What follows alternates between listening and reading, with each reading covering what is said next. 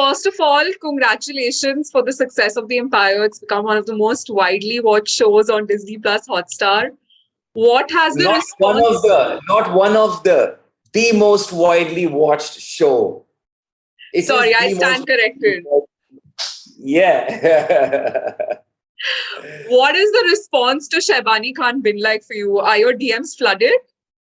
Oh my God, it's just brilliant. I mean, the feedback I'm getting, the response I mean, my friends, fans, people from the industry, just people from all over the world who are watching this show. I mean, I'm getting messages from the US because it's now on Hulu. I'm getting from, I mean, Russia, it's dubbed, I mean, someone has dubbed it in Russian and people are watching it. I'm just getting just insane amount of messages talking about how insane Shaybani Khan was and how fantastic it turned out to be, and people are falling in love with the character. I mean, the feedback I'm getting about just the fifth episode being rewatched so many times is outstanding. So I feel good. How did you come to be cast in a negative role, given your initial image was of a romantic hero, or you'd also done thrillers, but it was more of a romantic image. So how did a Yes. negative role come by? Well, I honestly have to thank my director and my producer, my director Mitakshara and my producer Nikhil Ladwani, for thinking of me, for thinking out of the box, for thinking of me as a new idea. Because not many people did that, right? If somebody actually thought that, hey, this guy, he could be menacing. Yes, he's the romantic lead and so on and so forth. He's done that.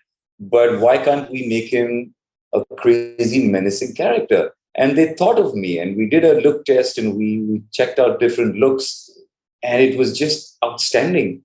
So, I did it because as an actor, I think playing an antagonist or playing a negative is just the widest opportunity one can get as an actor. I feel any negative role has no limitations as to what you can do. You can introduce a madness, and that madness will be believable and accepted. But if you play a positive role, there are limitations. You can't work beyond those boundaries. But for a mad character, you can go mad. And that's why, as an actor, I thought it was just fantastic, an opportunity for me to go out and show people that, hey, now watch me and see what I can do. So grateful to my director and producer for thinking of me this way. Before this, there was Tandav and Hostages too, which I feel was a warm-up to something like this. You just mentioned how episode 5 has been rewatched so many times.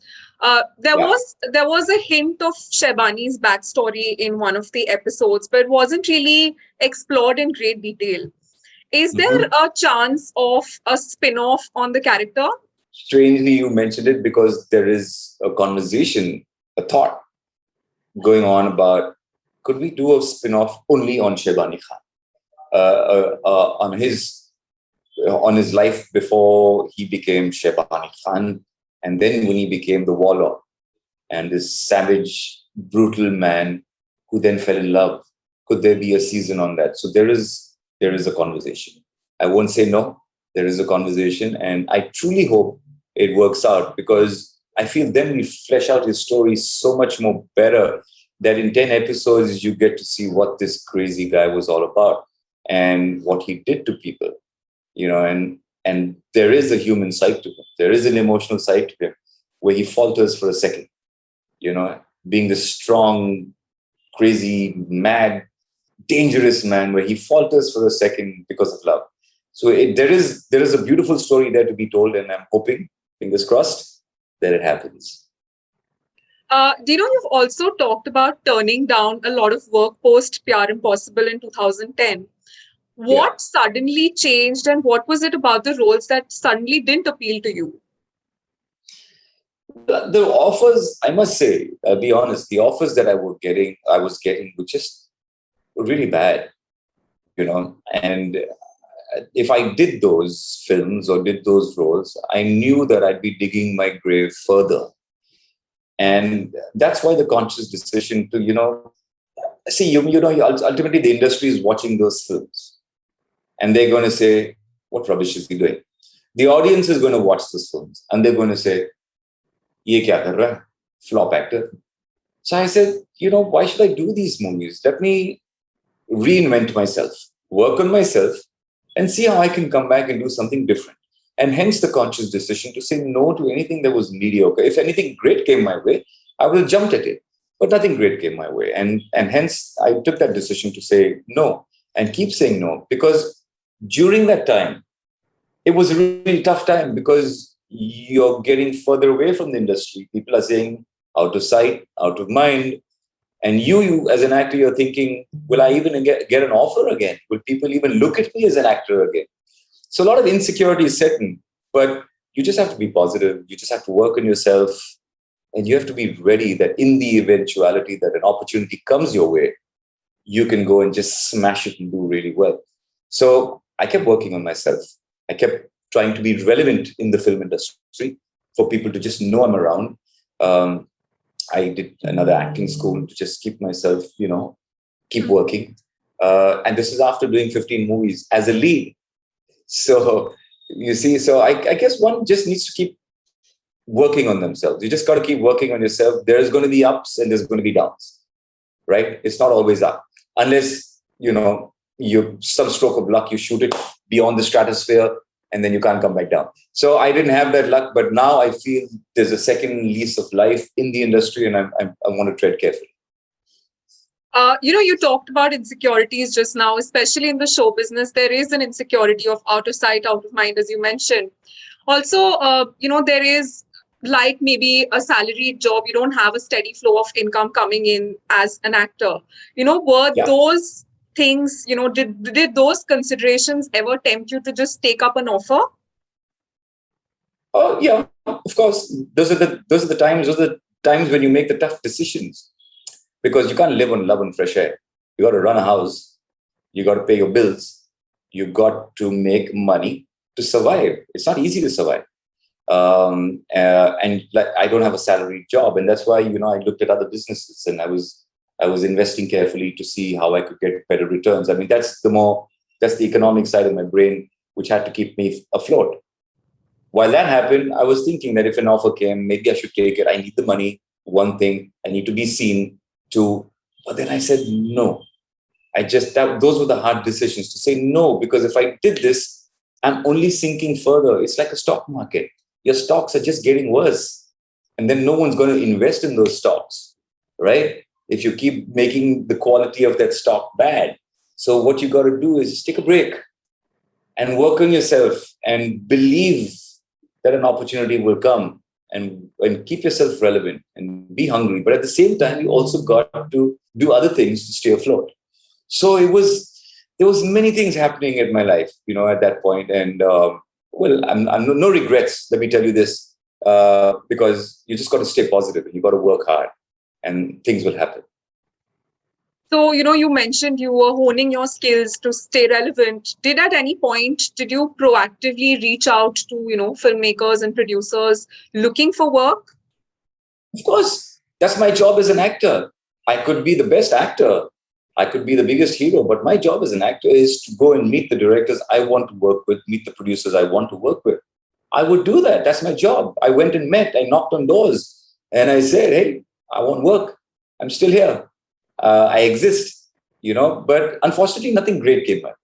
Nothing great came my way. And then OTT opened up, and then people saw me differently, and people saw me how they could use me differently. And I'm so thankful to those directors and visionaries who said, hey, maybe we don't have to see them only as a romantic guy. We can see them as this way. And I'm really thankful. I keep saying this about Mitakshara and Nikhil for seeing me as Shaybani Khan, because now with this role and this show, I really have proved myself. Now I'm here. I've shared everything. You can see me all, and you can see what I can do. So let's hope, fingers crossed, that good things happen now. I was also reading an interview of yours recently when you mentioned taking up quote unquote small jobs to stay relevant.